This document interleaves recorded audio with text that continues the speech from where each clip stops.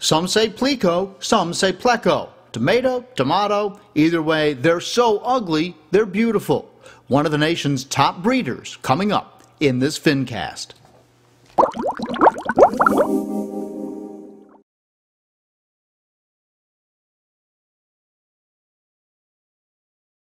Our experience with chemi-pure has been fantastic. A 210-gallon South American cichlid tank, which we were having very lazy-looking fish in the aquarium.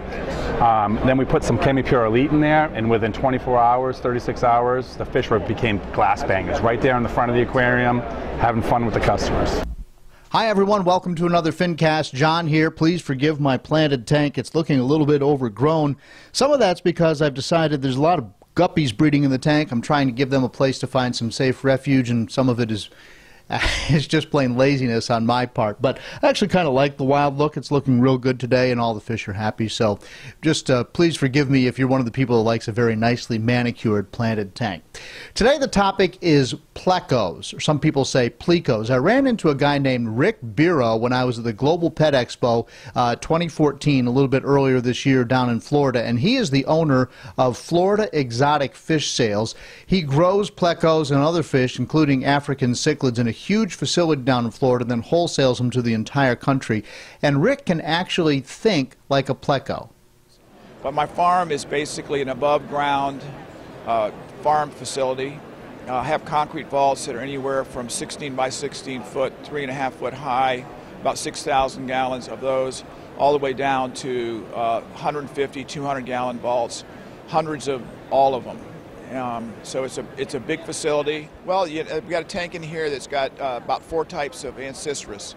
Long fins, and some short fins. We've got calicos, albinos, blue eyes, and greens. And their males are kind of territorial, and they're here together for the show. At home, we would have, in the facility, we would have 1 male in a tank, maybe 3 females, a flower pot, and the male would be in the flower pot. And what they're doing in the tank here is they're trying to push the other males out of the best area to hang out and wait for a female to breed.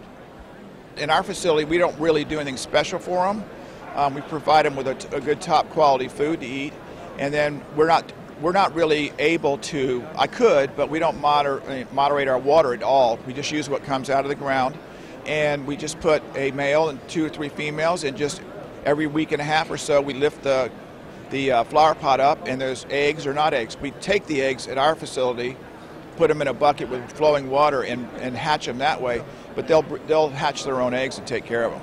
The reason I call them bushy nose is because the male has a real bushy appearance on his head, and if you watch them, they'll move the eggs around like that, and they'll kind of flutter over them and stuff like that. So it's kind of a unique thing. Female doesn't have that. Comes into pretty much stays out of the flower pot or the cave or whatever you use until they're ready to breed, then goes in, breeds, and then leaves.